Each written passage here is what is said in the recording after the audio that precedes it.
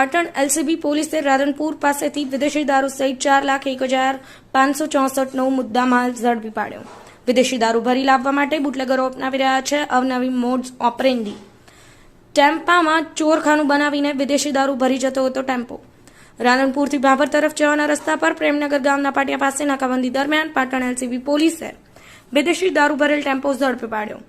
વિદેશી દારૂ ઝડપ્યા દરમિયાન એક આરોપીને પોલીસે ઝડપી લીધો હતો તેમજ અન્ય એક આરોપીને પકડવા ચક્રો ગતિમાન કર્યા હોવાનું પોલીસે જણાવ્યું હતું।